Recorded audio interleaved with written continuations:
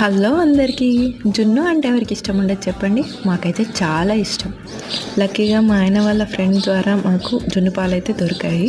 1/2 litre జున్ను పాలు తీసుకొని ఎవరికి టేస్ట్కి తగ్గట్టు వాళ్ళు బెల్లం అయితే వేసుకొని ఉండలు కట్టకుండా బాగా మిక్స్ చేసుకోవాలి.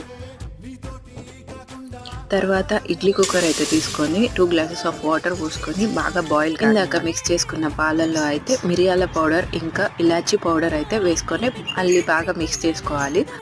ఈ బౌల్ని తీసుకెళ్ళి ఇప్పుడు మనం ఇందాక ఇడ్లీ పాత్ర పెట్టుకున్నాం కదా, అందులో ప్లేస్ చేసేసేయాలి. అది ఆవిరికి బాగా ఉడకనివ్వాలి. ఒక్క 15 మినిట్స్ అన్న పడుతుంది టైమ్. చూసారుగా, మనం అలా నేచర్ని చూసేలోపు మన జున్ను అయితే రెడీ అయిపోయింది.